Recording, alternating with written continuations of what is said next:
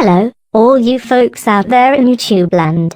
You may have seen a new feminist frequency video recently, not the fighting fuck toy, which we all want to see go down in flames, but instead a recitation of a list of 25 invisible privileges of being a male gamer.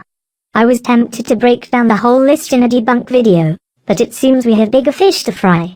It's a 5-minute video that would involve me ranting for most of an hour to debunk directly, and I'm not sure I want to enact that sort of labor just to torture you lot for that long. Either way, full Macintosh owes me those 5 minutes of my life back, so I'm hoping you all will take a moment out of your busy day and make sure he knows this video is here. Because I'd like a word with you, Johnny. First, as a woman that was run out of gaming for a long while as a direct result of your girlfriend-wife-partner sex toy thing appearing in the gaming community, I'm appalled that you would stoop to this sort of spineless, wool-headed, misandrist crap. It's not a privilege to play games with people that are like me, it's a privilege to play games with any and everyone that wants to play. Most everyone in the community is a pleasure to be around, hang out with, stuff a grenade up the backside of the nearest elite with, etc. Sure, there are a few assholes, and a pack of closet freaks like you to deal with, but for the most part, online gaming is getting back to the business of weeding out the weak and unskilled in the interest of finding the ultimate challenge. Who the fuck are you to tell me that your list will be taken more seriously because it was written by a man? Because you're absolutely wrong. I don't take you seriously, Jonathan. I can't. This is the first time in years that you've bothered to try for the spotlight, and you failed miserably. Sure, your actors all look nice, and you did some nice cut-ins to make it look like they were all very ashamed to have been born male. Unfortunately, they look like exactly what they are, actors in a little passion play written by a stupid rich white man child with an ego that would put the Greek gods to shame. I've been reading your tweets, dumbass.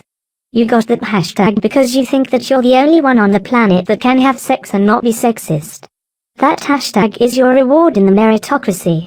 We mock you because you're so wrapped up in your own narrative that you can't see anything more than Anita's word salad and feminist trash can leavings. Rumor has it that you're the brains behind this dynamic duo of yours, and after some of your recent activity, I don't see it.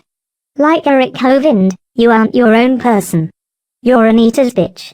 She wrapped her legs around your waist, and sold you her snake oil the way only a woman leading a smitten puppy can.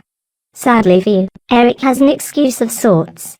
Growing up with a father like Mr. Kent Hovind, the poor bastard never had a chance. But you did.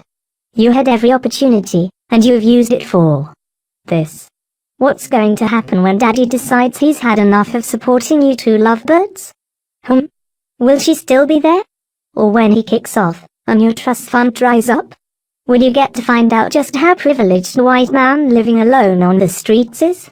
Because according to your narrative, the richest, most powerful woman in the world is less privileged than the meanest man in the nastiest prison on or off this world.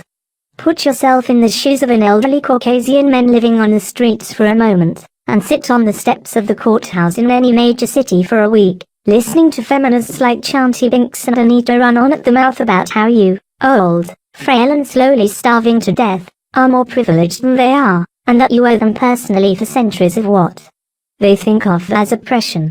For the price of a double cheeseburger at your local fast food shop, you could live one more day, instead of simply marking time until they find you face down in a gutter. They get to eat, bathe, and be pampered by the idiot you were not very long ago. No firefighter or policeman will save you from the fate that stalks you. If they did, would it matter what their gender was? Or their skin color? Or anything else?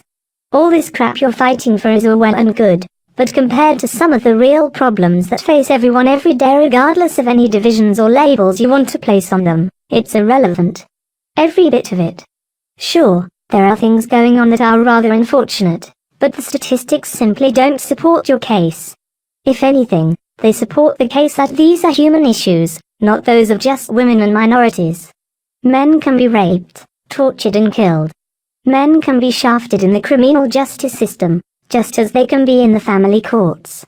For that matter, chances are excellent you had your genitals mutilated within days or weeks of coming into the world. You hammer on about the evil men's rights advocates, when they're much more interested in a handful of pet issues than they are obliterating feminism. If feminism would give over on the nastiness of its narrative, it might find that the vast majority of MRs aren't raging misogynists, but are in fact normal folk that would like the rights of men to be on par with those of women. It would mean that both sides would have to give a little ground to get the things they really think are important. John, you're asking men to rebuke themselves for being men. You're demanding that they not be men.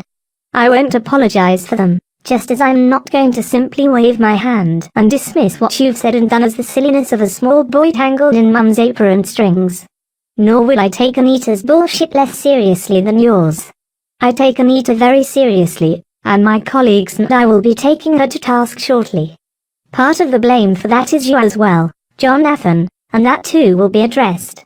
Problem is, you went on camera and made an idiot out of yourself.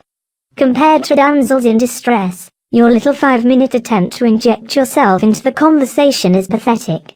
Some noble, fearless soul is going to take that video of yours apart piece by piece and round the whole lot back up your jackses, and I want to be there to see it. Because you see, I don't hate women, or men, or any other group. They all have something to offer gaming and society overall. You and your sex toy damsel are the ones that hate. We strongly dislike you for your divisive, hate-laden narrative, trying to shame the world into submission. It won't work on me the way it did Shipman, or Sterling. I'm self-possessed enough to realize what's going on, and then mock you mercilessly until you fuck off back under your rock. Now then.